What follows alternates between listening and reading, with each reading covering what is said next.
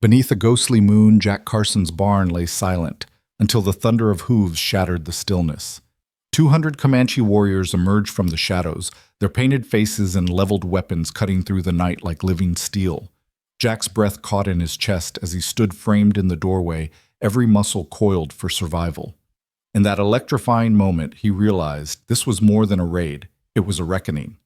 24 hours earlier, Jack Carson rose before dawn, the sky just a bruise of fading stars. He swung open the cabin door, the cold air biting at his face as he breathed in the promise of a new day. His mare Dulce stamped impatiently in the corral, eager to be fed. Jack moved through his morning ritual with practiced ease, filling the feed trough, checking saddle straps, then grabbing his tools and heading toward the creek to repair a broken fence post. The grasses beside the water still glistened with dew when Jack knelt hammer in hand, replacing a splintered rail. He hummed an old folk tune under his breath, mind drifting to thoughts of breakfast stew and fresh coffee warming on the stove. The crack of wood on wood echoed through the hush, a solitary sound in a world that felt paused between night and sunrise, until a shape at the edge of his vision caught his eye. Jack's straightened heart ticking up a notch. He set the hammer aside and reached for his lariat muscles, tensing as he scanned the dark silhouette stumbling toward the trough. At first glance, he thought it a lost traveler, or worse, a scout testing his boundaries. But as she crawled closer, he realized it was neither. A little girl, no older than 8, her dress a tattered remnant of traditional Comanche beadwork, her feet bare and smeared with mud. Each step wavered as though her will to move outweighed her waning strength. "Hey there, Jack," called softly, dropping the rope until his hands lay open at his sides. His voice carried across the water, steady and non-threatening. "You lost." The girl faltered, her dark hair plastered to her forehead with sweat and grit. She froze mid-stride, large eyes widening as she looked up at him. Jack noted the hollow hollows beneath her cheekbones, the way her ribs showed through thin, sun-bleached skin. Hunger had driven her here, and her trembling hands reached instinctively toward her stomach, then toward the creek. "Water," she whispered in Comanche, the syllables tumbling out in a soft rush. Jack understood the meaning, if not the words. He knelt by the trough, cupping water in his palms, and held it out. Hesitant, she knelt and drank, the sound of her thirst rumbling like a distant drum. "Easy now," Jack murmured. "Take it slow." He watched her torn between caution and compassion. Every rancher in these parts would have raised a rifle at the first sign of a stray native on their land. Stories of raids, counter-raids, and blood debts were woven into the wind itself. But as he met her gaze, a mixture of fear-relief and something fiercer, something stubborn, he felt a knot of resolve tighten in his chest. The girl straightened, water dripping from her chin. She gestured again, pointing to her belly, then to him, hunger in her eyes. Jack swallowed hard. He looked at the broken fence post behind him, the creek beyond, and then at the sun just beginning to lift over the horizon, burning the last of the night's chill. He could turn and leave, pretend not to see her, but the look in her eyes matched something he carried inside, a memory of loss of days when he'd been forced to watch good people go hungry because there just wasn't enough to share. "All right," he said, voice low. "Come on." She hesitated for a heartbeat, then allowed him to lift her into his arms. She was lighter than he expected, as though her body had forgotten its own weight. Jack sucked in a breath at the realization she might not last long without food. He patted her back gently. "Easy, little one. I've got you." As Jack carried her back toward the barn, she draped an arm around his neck, her eyes squeezed shut against newfound hope and perhaps fear that the kindness would end before it truly began. He brushed a strand of hair from her forehead. "You're safe now," he assured her, more for himself than for her. The weight of her small body felt like both gift and burden. He glanced at the horizon where the sky was turning pink and wondered how far from her people she'd wandered. Inside the barn-turned cabin, Jack lit a lantern and set her gently on the only chair. He moved with quiet urgency, scooping the last of his venison stew into a tin bowl and tearing chunks from a loaf of bread still warm. The aroma curled through the room, and he watched for the moment she'd rise to his offering. The girl opened her eyes, hollow but bright, and inhaled sharply at the scent. She reached for the bowl, hands trembling so violently he nearly spilled the stew. Jack steadied it in front of her. "Here you go," he said, voice thick. "Eat slow." She ate greedily. cheeks hollowing and then filling as the stew soothed the ache in her belly. Each bite seemed a revelation, his kitchen floor strewn with crumbs and spilled broth painting a trail from the chair to the stove. He knelt beside her, watching gratitude and fear war in her gaze. "Where did you come from?" he tried again, gently probing. She shook her head, throat dry. Then in broken English she managed storm, lost, no home. Jack felt a pang in his chest. Storms were deadly out here, stripping landmarks, turning plains into mazes of chaos. "All right," he said softly. "You were lost in a storm. We'll figure this out." She looked at him, eyes shining with unshed tears. Jack nodded as if that gesture alone could promise safety. He fetched his only blanket, wrapping it around her trembling shoulders. She leaned against him, head lolling as exhaustion overtook hunger. Jack straightened and closed his eyes for a moment, breathing in the momentary calm. He had no idea what tomorrow would bring, no clue how he'd explain harboring a Comanche child, but in that gentle morning glow, he knew he'd do whatever it took to keep her alive. The world beyond these cabin walls might be unforgiving, but here in the hush after the storm he had chosen mercy over fear, and that choice would set everything in motion. Jack hesitated at the water's edge, the toddler's gaunt frame cradled awkwardly in his arms. He could feel the weight of every rancher's warning pressing on him. Don't trust the Comanche, they'd said. They'll slit your throat for a stray calf. But as her tiny fists clenched at his shirt, her knuckles white with hunger, Jack's resolve hardened. He pressed a thumb against the beating crest of her wrist and said softly, "Come on, sweetheart. Let's get you someplace warm." The sun had crept higher now, melting the dawn chill into a dusty warmth that gilded the creek's ripple. Jack turned away from the fence post he'd been repairing, boots crunching over dry grass as he retraced his steps toward the barn. She pressed her cheek against his chest, inhaling the leathery scent of saddle soap and sweat. Jack's voice was gentle, almost a whisper. "Don't worry, you're safe with me." A crow cawed overhead, and for a moment Jack half expected a patrol of mounted warriors to thunder through the trees. He scanned the horizon empty, except for the lone silhouette of a scrub oak and the flickering heat haze above the prairie road. Still, every snap of a twig made him flinch. Inside the barn-turned cabin, the morning light slanted through narrow slats, dust motes drifting like ghosts.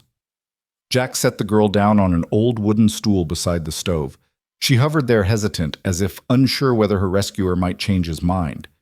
Jack knelt to meet her eyes. "It's okay," he said, slicing a hunk of cornbread from the loaf on the counter. He tore the bread into bite-sized pieces and placed them in a shallow tin plate. Then he ladled steaming stew, leftover rabbit and root vegetables into a second dish. The steam curled around them, and his cabin smelled of earth and fire and home. Her dark eyes lit on the food. She hunched forward, ribs visible through her thin dress, and reached out a trembling hand. Jack watched as her fingers brushed the rim of the bowl before she lifted it and swallowed her first bite. It was a small, desperate movement, neck craning, jaw working like a wild animal who hadn't tasted meat in days. Jack swallowed the lump in his throat and looked away, his jaw tight. "You hungry, huh?" he said, his voice rough with feeling. "Eat as much as you want." She obeyed, scooping spoonfuls into her mouth until the bowl was scraped clean. Her hands shook and sweat dampened her brow, but she ate on, chewing slowly now as though she wanted to memorize each flavor. Jack sat back against the table, letting his breathing steady. He reached into his pocket and pulled out a small tin cup. Water he offered, filling it from the stove kettle. She nodded, her throat working as she drained the cup and set it aside. Jack leaned forward, resting his elbows on his knees. "I'm Jack Carson," he said, curling a lock of hair behind his ear. "What's your name?" He watched her blink as though the words themselves were foreign. She moved her lips, slowly forming sounds he didn't understand. He tried again. "Is it Little Feather?" Her head jerked at that, a spark of recognition or fear igniting in her eyes. She sat up straighter, hands gripping the edge of the stool, and spoke again in her native tongue. Jack felt the hollow echo of her words, rapid, tense, urgent, but none of it registered. Still, her tone bore clarity. She was frightened, hungry, and far from home. He racked his brain for knowledge of Comanche customs. Stories from old Pete Morrison floated up the Comanche named their children after the natural world running Buffalo Moonchild painted arrow. Maybe Little Feather was close enough. He smiled gently. Little Feather. That's a good name. She nodded, a cautious trust softening her expression. The barn door creaked and Jack started spine prickling. He reached for his lariat at his belt, half expecting an armed neighbor. But it was just Dolk, his mare, peering in through the gap with concern-tinged eyes. He stood and eased her halter strap back into place. Easy, girl, he murmured. She nudged him with her muzzle as if to say, She's safe. Jack patted the mare's neck. Yeah, he said. She's safe. Then he turned and offered Little Feather his hand. Come on, he said. Let's get you cleaned up. He led her to the trough outside, knelt and wet a scrap of cloth. Gently, he dabbed at the grime on her hands and face. She closed her eyes, leaning into his touch. His heart lurched at the fragility of her trust. By mid-morning, Jack had laid out his only blanket on the straw-covered floor. Little Feather sank onto it, exhaustion overtaking hunger. Jack set a second bowl of stew before leaving her to rest. He stepped outside, slamming the barn door quietly behind him, and looked northward toward the low rise where the Comanche were wont to gather. His mind churned what price Mercy might demand. A sudden breeze rattled the wood slats, carrying a faint echo of drums. Jack's chest tightened. He raced back inside. Little Feather stirred, but stayed. Jack knelt beside her, brushing a stray strand of hair from her forehead. You hear that? He asked. She looked toward the door, brow furrowed. A distant thud, thud, thud echoed again. It was faint but unmistakable war drums. He stood swiftly, heart hammering. Stay here, he whispered, and stepped outside. Sunlight slanted across the barnyard, painting long shadows that danced with the tall grass. Jack scanned the ridge. Nothing. Then far off he saw them riders moving in a single file, silent but unstoppable. Not 200, but 50-50 enough to rattle nerves on a quiet morning. Jack's gaze returned to the barn. Little Feather sat upright, eyes wide. He inhaled, tasting dust and sweat. He couldn't send her away, couldn't leave her defenseless. He squared his shoulders, squared his heart, and made his choice. He would stand by his act of mercy, no matter the cost. The threat of danger flickered at the edge of his resolve, and he smiled grimly, knowing some lines were worth crossing. Finally, he lifted the blanket, scooped Little Feather into his arms once more, and strode toward the door.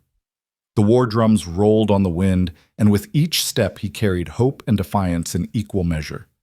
Jack led her through the low doorway of the cabin, the warm glow of the oil lamp casting dancing shadows across the rough-hewn walls. He guided her to the single rocking chair beside the hearth, its wood worn smooth from years of service. Gently, he helped her settle onto the cushions, her small frame sinking as exhaustion and relief mingled in her posture. He turned to the stove and lifted the lid off the cast-iron pot.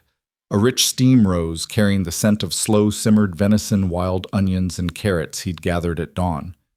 Jack ladled a generous portion into a tin bowl and set it on the low table by her feet. He tore thick wedges of cornbread from the loaf he'd baked that morning, the crust still crisp and golden.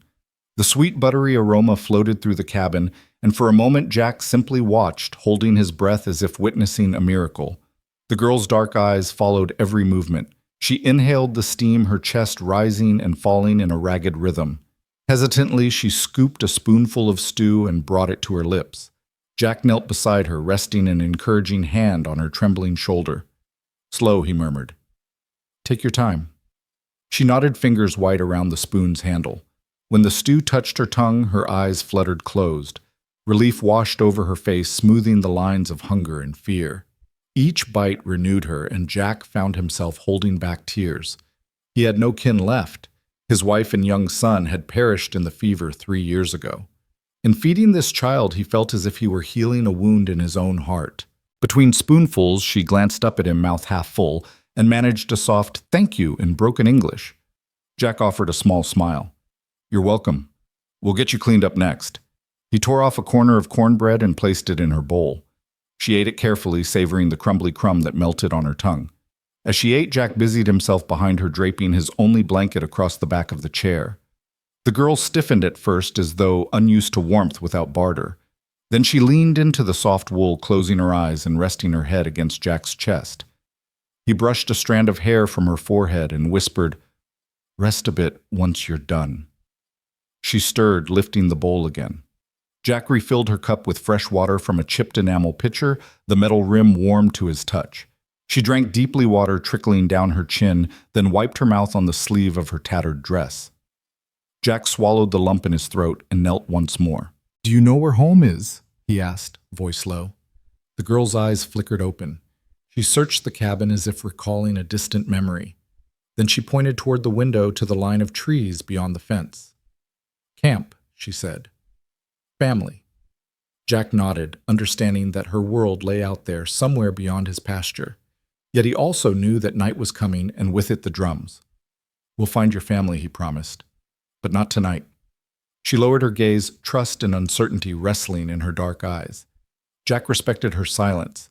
He reached out gently, taking her hand and squeezing it. She let him, her fingers curling around his.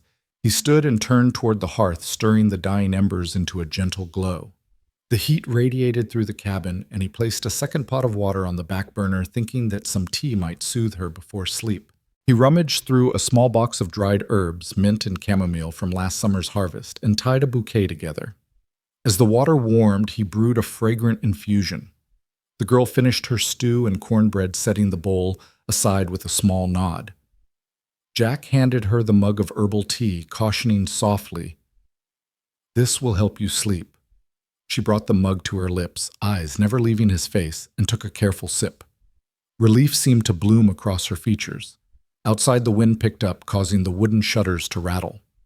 Jack glanced through the narrow window. The plains beyond stretched empty and indifferent under the gathering clouds.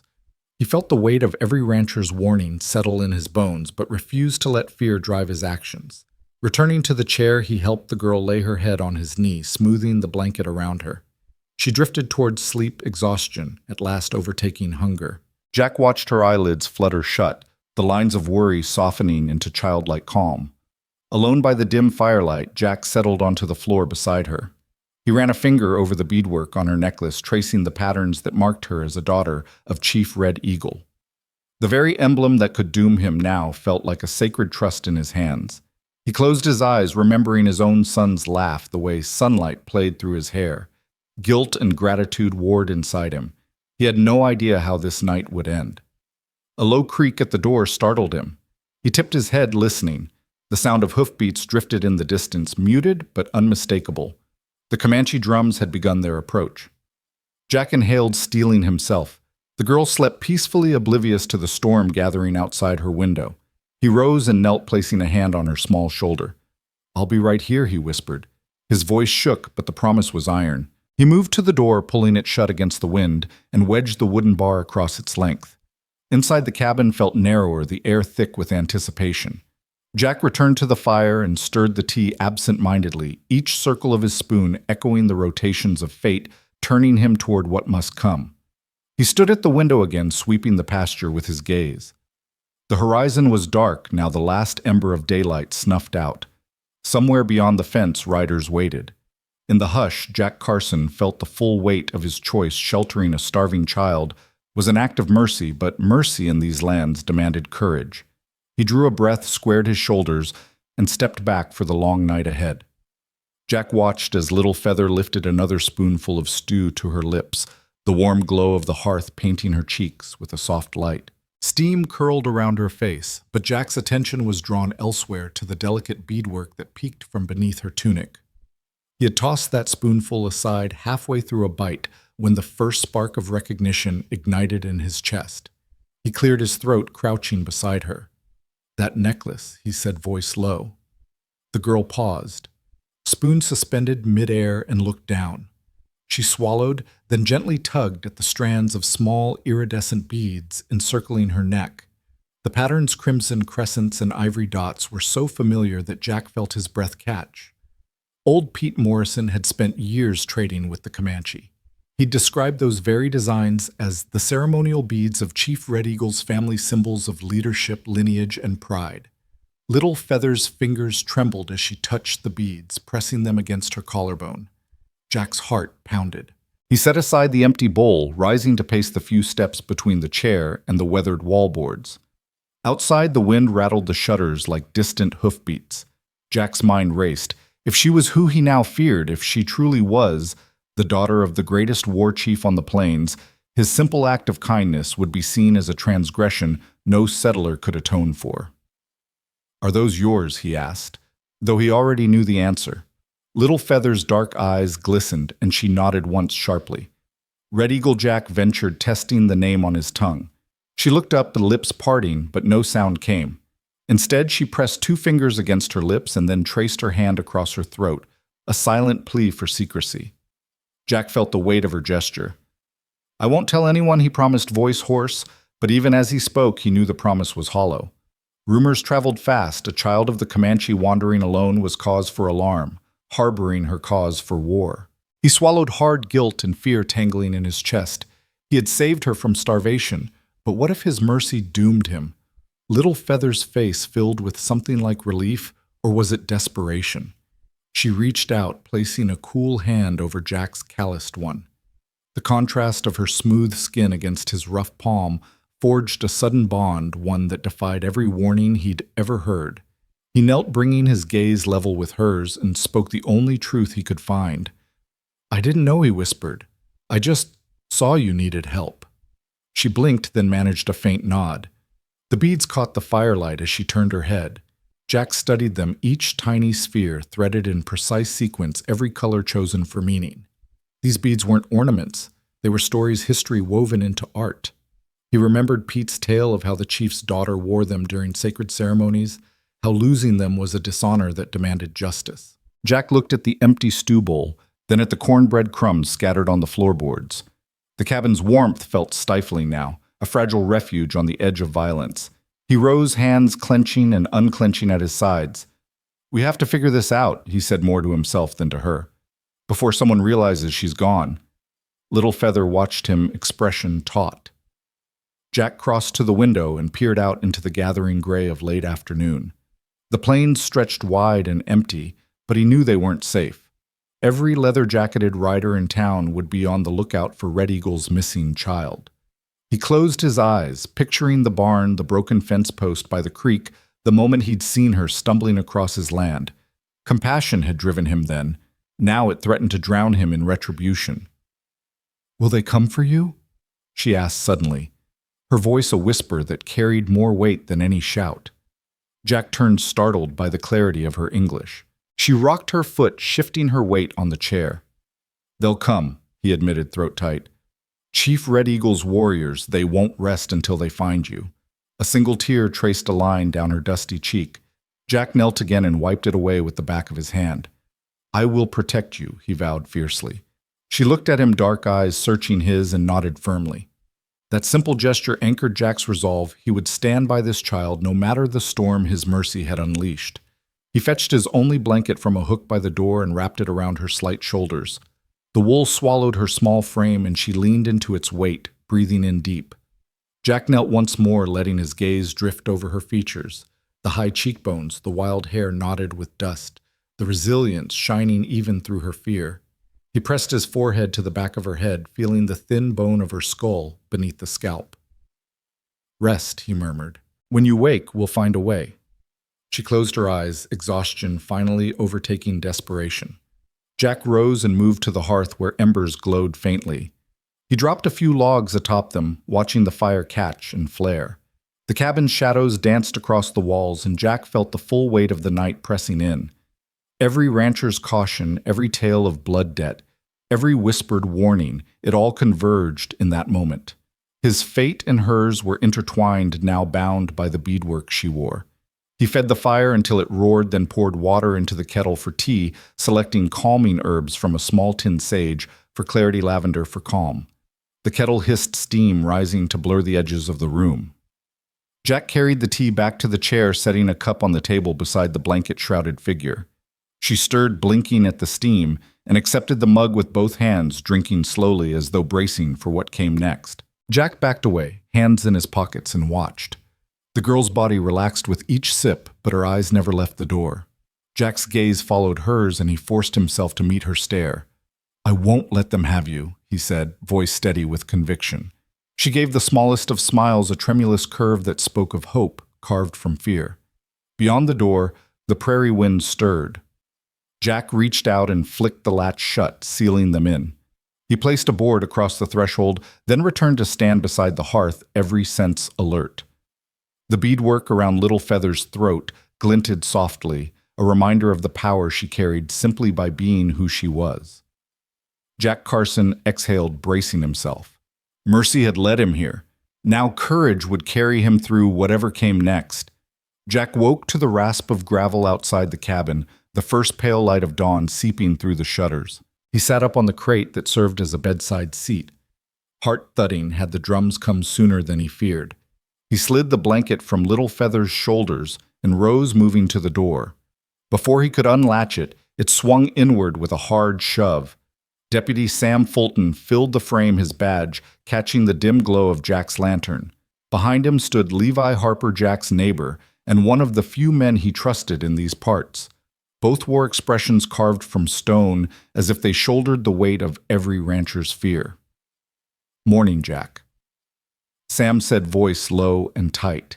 He stepped past Jack into the narrow cabin boots clumping against the wooden planks. "Sorry to come so early." Jack closed the door behind them and hooked it with the bar. "What's going on?" he asked, swallowing hard. Levi's jaw worked. He didn't speak for a moment, eyes flicking toward the rocking chair where Little Feather lay huddled under Jack's blanket. She stirred, blinking sleep away, and Levi stiffened. "She's here," Jack said softly, nodding toward the girl. "She's safe." Sam took a slow breath. "Jack, you don't understand how serious this is." He reached into his coat and pulled out a folded piece of paper, creasing the edges as he handed it to Jack. "Read that." Jack unfolded the note by lantern light. It was a dispatch from the town marshal, missing daughter of Chief Red Eagle. Last seen on the northern trading path. Search parties formed. All ranchers urged to report any sighting immediately. He looked up at Sam, chest tight. "He vanished 3 days ago," he said, voice hoarse. 3 days, Sam repeated. "Means they've had time to circle the area question, every settler follow any trail." He ran a hand through his hat, eyes dark. "Jack, word is 200 warriors are gathering under the stars tonight. They think she's been taken." Jack's stomach flipped. "Taken by who?" Levi stepped forward. "By you, Jack. Or by someone on your land." "They don't know. All they know is their chief's daughter is missing, and they'll get blood in return." Jack closed his eyes. The beads around Little Feather's neck, the stew, the blanket, all the small acts of mercy now lined up like bullets pointed at him. "I found her hungry," he said, voice low. "She wandered into my pasture almost dead." Sam's gaze softened, but only a fraction. "That may be the truth, but it doesn't matter. To Chief Red Eagle, finding her on your property means someone has taken her. War Chief doesn't negotiate with stories. He wants his child back." Levi leaned against the wall, arms crossed. "Jack, I know you'd never harm a child. But you're alone out here. If you don't send her back, those warriors will come for you, and your ranch won't survive the night." Jack swallowed. He thought of Little Feather's hollow cheeks, her gratitude for food and warmth, her trust in him. He thought of his own loss, his wife and boy buried under prairie soil, and how he had saved her because he knew what emptiness felt like. "I can't just turn her out into the desert," he said, voice cracking. Sam's jaw tightened. "It's not that simple. You either send her back now or you make an enemy of every rider in those plains. They'll light your barn, they'll burn your fences, and they'll scalp every creature you own. Don't think they won't." Levi's boots made soft thuds as he paced. "It's dawn, Jack. They won't attack in daylight. But they're coming. You've got hours, maybe less, to decide." Jack felt the walls close in. He stepped into the cabin's center, running a hand through his hair. "And if I protect her?" he asked, voice low. "If I refuse," Sam exchanged a look with Levi. "Then I'll have to enforce the law," he said quietly. "And that law is peace through order. If a war party rides in and meets you with arrows, I'll have to arrest you for inciting violence." Jack exhaled sharply, anger kindling in his chest. "So my choices are hand her over to certain death or face prison?" He shook his head, stepping back to where Little Feather sat up, eyes wide and scared. Jack knelt beside her. "Are you all right?" She nodded, small and brave, clutching the blanket to her chin. Jack looked from her to Sam and Levi. "She's just a child," he said flatly. "She needs a home, a chance to get well, not an escort back to her own war chief." Levi's face softened. Jack, I'm with you if you choose to hide her, but you'll be alone when they come for you. Jack met Levi's eyes, then turned to Sam. Deputy, I know you're sworn to uphold the law, but I'm sworn to do what's right. He rose and faced them, shoulders squared. If you go to town, you'll see my tracks leading away from this cabin. You'll find her gone. She's leaving with me. Sam's eyes flickered with conflict. He reached out, placing a hand on Jack's shoulder. I wish it were different, he said quietly. But be careful. Red Eagle's vengeance is as fierce as his love. Jack nodded, steeling himself for what lay ahead. He glanced once more at Little Feather settled against the chair and felt a surge of protectiveness that drowned out every fear. Thank you, he said to Sam and Levi. Thank you for warning me. The deputy turned and left without another word, Levi following him into the dawn glow. Jack heard the cabin door creak closed. The world outside, hushed but for a low breeze. He knelt beside the girl, smoothing her hair. They know you're here, he said softly. But I promise, I'll keep you safe. Little Feather looked up, eyes glowing with trust, or perhaps hope. Jack took a deep breath, listening to his own pulse pounding in his ears. Beyond the shutters, the plain stretched limitless and dangerous. He rose, hands clenched into fists, and looked toward where the sun would break the horizon. In the fragile light of dawn, Jack Carson knew he stood at the crossroads of mercy and war, and that whatever choice he made would echo across these silent fields. Jack closed the shutters one by one, the heavy oak slats thudding into place with a finality that echoed in the tense air. Inside, Little Feather pressed her back to the rocking chair blanket pulled tight around her thin shoulders. Her dark eyes, wide and unblinking, followed Jack as he moved between window and hearth, checking his single rifle and loading a fresh round into the chamber. Outside, the last light of day slipped beneath the horizon, and with it came the first beat of distant drums, a low, resonant thump that vibrated through the ground and into Jack's boots. He froze, mid-motion, finger resting on the trigger guard. The rhythm was deliberate thump, thump, thump. Not a scouting party's wary patrol, but a war march's relentless advance. He crouched beside Little Feather Voice, barely more than a breath. Do you hear that? She nodded, lips pressed together so tightly they had gone pale. Jack offered a half smile, though his heart hammered in his chest like a trestle drum.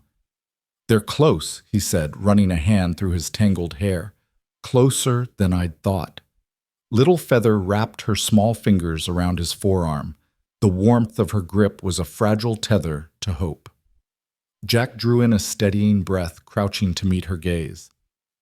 We'll be all right, he said, but the words trembled on his tongue. She swallowed, blinking once, and Jack believed she understood not just his reassurance, but the gravity behind it. He rose, moving to the door and placing his ear against the wood.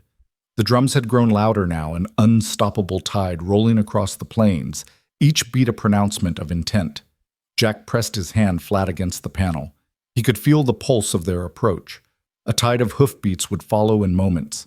Behind him, Little Feather stayed as still as a statue. He reached out and brushed her cheek with his knuckles. Stay here, he whispered, and be quiet. She nodded, knees drawn up under her blanket. Jack crossed the cabin to where his bedroll lay rolled tightly against the far wall. He unhooked it and shook it out, then laid it beside Little Feather's chair.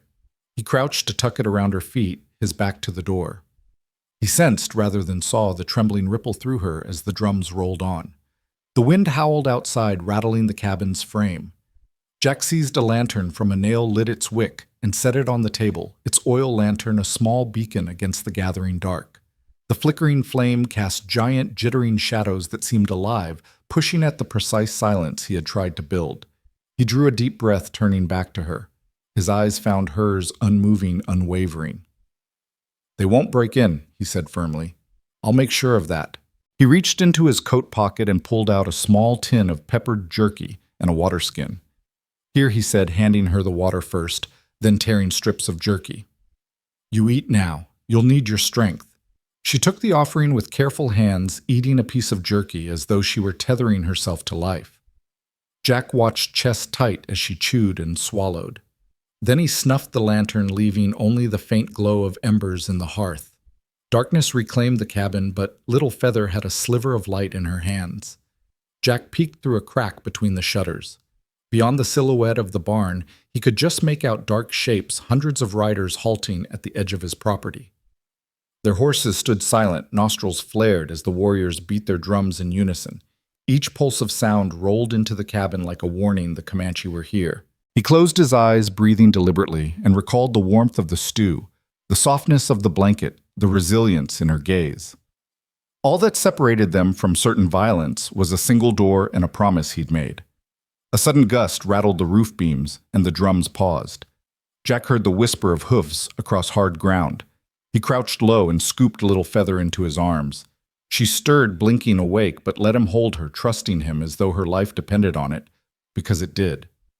He crept toward the back wall where a small window was set high above the ground. He slid it open an inch enough to slip through, but not enough for a full-grown warrior. He leaned close, voice hushed. "I'm taking you out the back," he said. "We'll circle around to the truck." She pressed her cheek against his chest, nodding slowly. Jack eased the window wider and crawled through her trailing limp small against his back. The night air hit him like ice. He clutched her tight. Together they dropped into a patch of tall grass, the drums resuming in a sudden roar that shook his bones. Jack crept toward the old Ford truck, parked beneath a lone cottonwood. He felt the wind carry a chorus of low voices, words of threat and accusation in Comanche, and beneath them the inexorable beat of war drums. He scanned the shadows, heart racing. The truck's engine sat silent, tired, its paint chipped by years of sun. He set Little Feather on her feet, brushing hay from her dress. Her eyes flashed with determination. "Stay close," he told her, pulling open the passenger door. She slipped inside without protest. Jack climbed in after her, closing the door as quietly as he could. He slid the truck's rusted key into the ignition and turned. The engine sputtered, then caught with a reluctant roar. Outside the cab windows, the drums thundered like the roar of a gathering beast. Jack eased the truck forward, humming a low counter-rhythm in his mind. Little Feather pressed her forehead to the glass eyes wide as the first Comanche riders emerged into the moonlight, weapons glinting at their sides. Jack didn't look back. He shifted gears and rolled onto the dirt path leading away from the cabin lantern glow fading in his rearview mirror. He kept the engine low tires crunching softly over stones. Behind him, the war drums receded just enough to let him hear his own heartbeat. Little Feather leaned into him, arms wrapped around his waist. Jack reached across, squeezing her hand. "We're going to be all right," he promised in a whisper, meant for both of them. "I won't let them harm you." She lifted her head and met his gaze in the rearview mirror, trust shining in her dark eyes. In that shared moment, the drumbeat of danger behind them became the rhythm of their resolve, a promise that mercy could outrun vengeance, if only they held to it. Jack paused at the threshold, the night air cool on his face, and raised his hands above his head. Little Feather huddled at his side, clutching the edge of his jacket with one trembling hand. Beyond them, 200 Comanche warriors sat motionless atop their horses, in a perfect semicircle war paint gleaming like fire in the lantern light. Every bow was drawn. Every arrow was nocked. The only sound was the panting of horses and the low murmur of voices carried on the breeze. A single torch blazed at the center of the circle, and from its glow stepped a figure taller and broader than the rest, Chief Red Eagle himself. His silver-streaked hair fell over shoulders that had carried the weight of countless battles. He raised one hand and the murmur stilled to an expectant hush.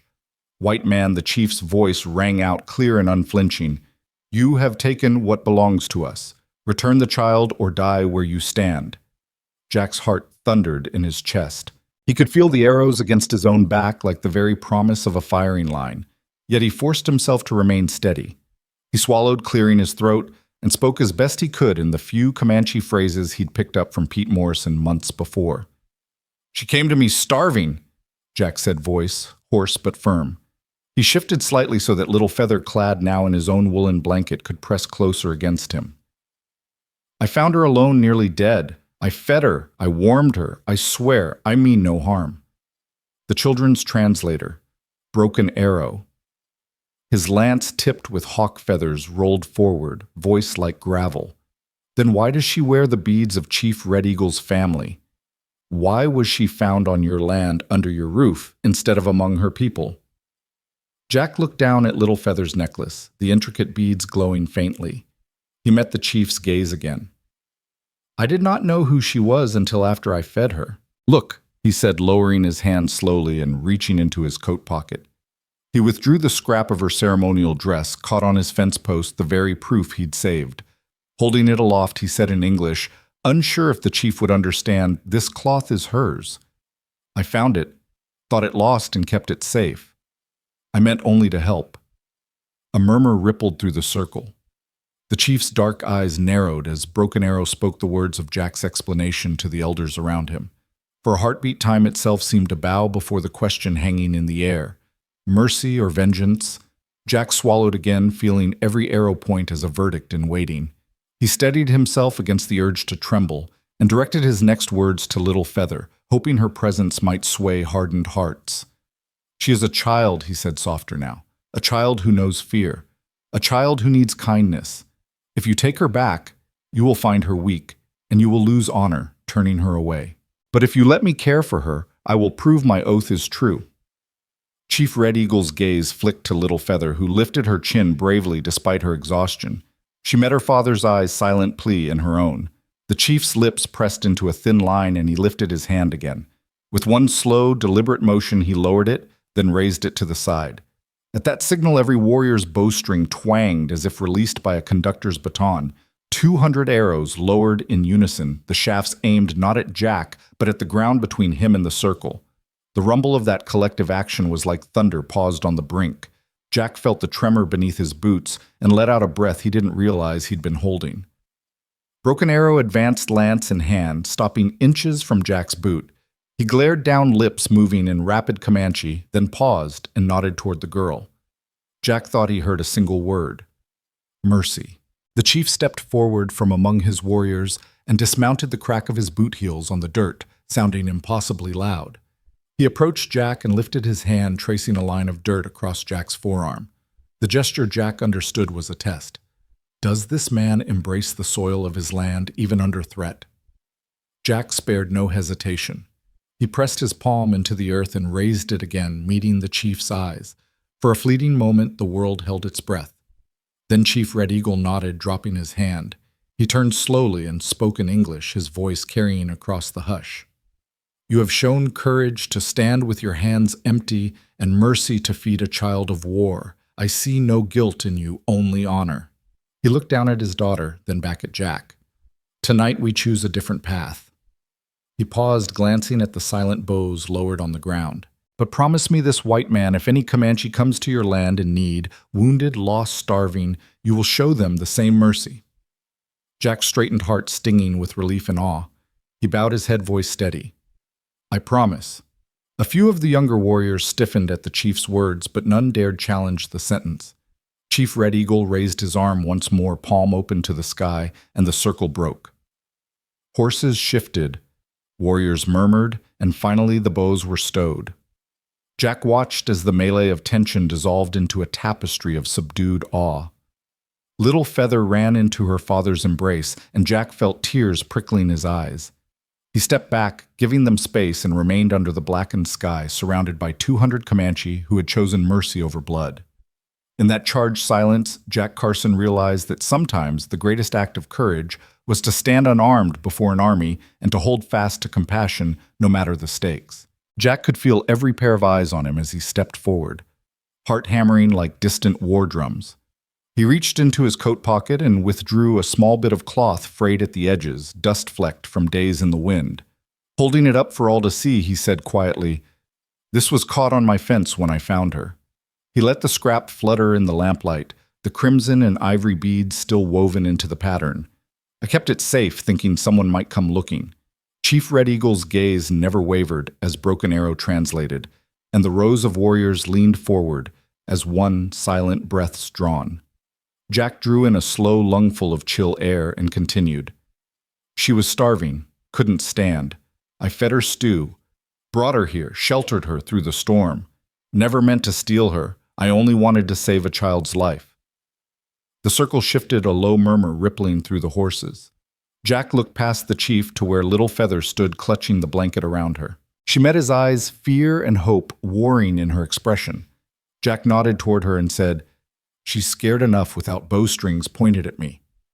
Chief Red Eagle's scarred face softened just a fraction, and he motioned for Jack to follow him toward the cabin. The air grew warmer with each step under the single lantern that hung above the door. Inside the cabin's walls pressed close, redolent with the scents of wood smoke and cornbread. Jack guided the chief and a handful of elders to the only chair in the room, setting the scrap of cloth on the rough-hewn table. He moved to the mantel and lifted a worn photograph in a chipped frame, a weathered snapshot of his young son grinning with missing front teeth, arms flung wide as though in perpetual embrace. Jack's gaze lingered on the boy's face before he turned back to the chief. "That's my son," he said, voice cracking. "He died in the fever 3 years ago. I keep that photo to remember what it means to lose someone you love." Little Feather slipped behind Jack and placed her small hand on his boot. Jack knelt to her level, brushing a stray lock of hair from her forehead. "He was about your age," Jack whispered. "Maybe that's why I couldn't leave you to die." The chief lifted the photograph, fingers rough against its glass. His eyes, so often fierce, grew distant as memory tugged him back.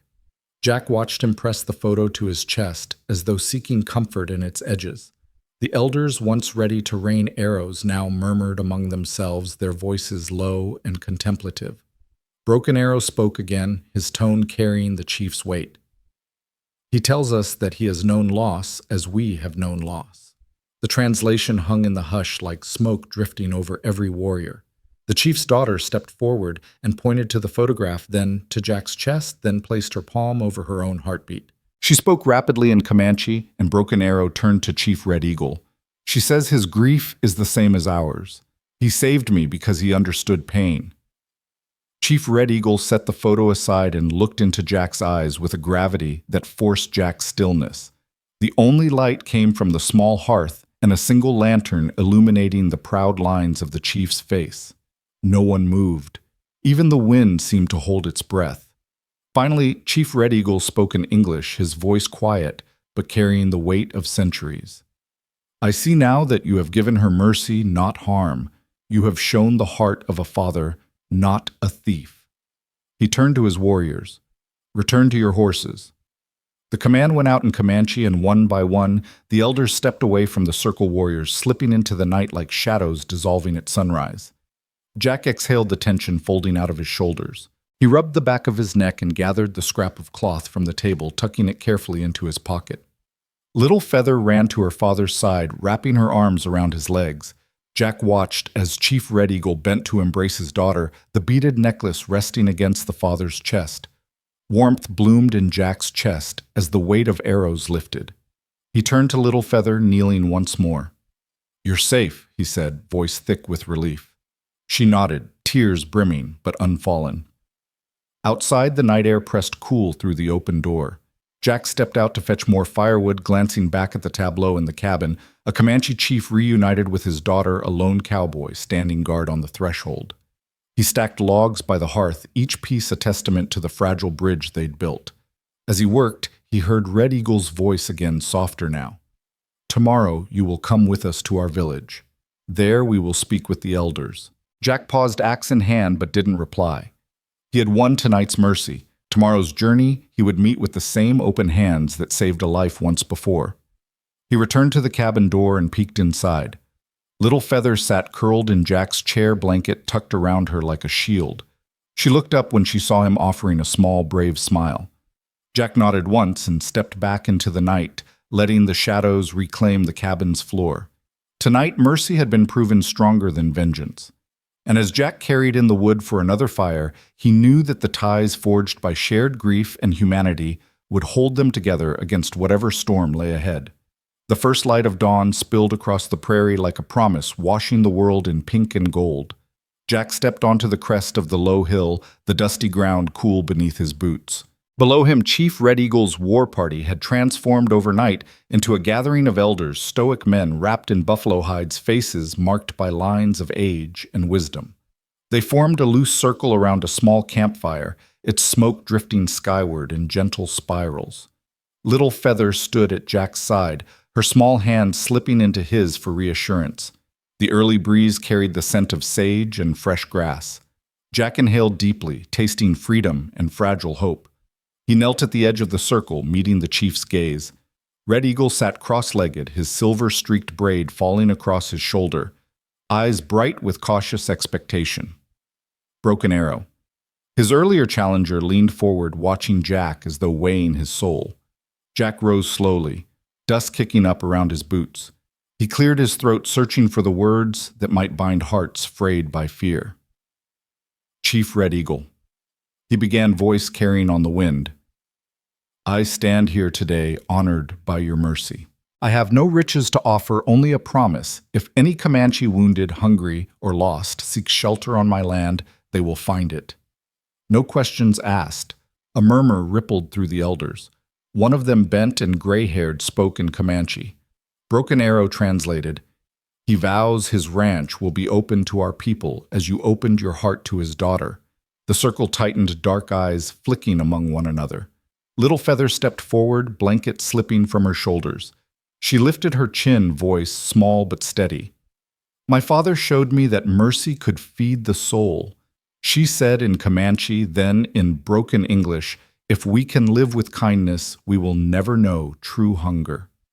Jack watched as the elder's expression softened, the weight of her words sinking beneath the prairie sky. Chief Red Eagle rose, the crunch of his moccasins on gravel, sounding like finality. He faced Jack, arms crossed over his chest. The world seemed to hold its breath in that moment between words. Finally, he spoke in English that rumbled with authority and relief. Your pledge honors us, Jackson Carson. We accept your promise. From this dawn forward, you and your land are under Comanche protection. Jack bowed his head, respect overflowing in his chest. And I accept your protection, he replied. He glanced at Little Feather, whose dark eyes sparkled with relief. She echoed his words softly. And I accept. The elders exchanged solemn nods. One by one, they approached Jack, placing hands on his shoulders and marking his chest with ochre paint, a ceremonial bond akin to treaty signatures. The paint felt sticky against his skin, but sacred in its symbolism, bloodless lines drawn in clay to secure peace. As the sun climbed higher, the final rites were performed. Chief Red Eagle retrieved a small pouch of buffalo ribs and offered a bone to Jack, a gesture of shared strength and life. Jack pressed it to his forehead, then handed it to Little Feather, who did the same. The bond was sealed. A light chorus of Comanche songs rose around them, melodies woven from earth and sky. Jack closed his eyes, letting the music fill him until the last refrain faded.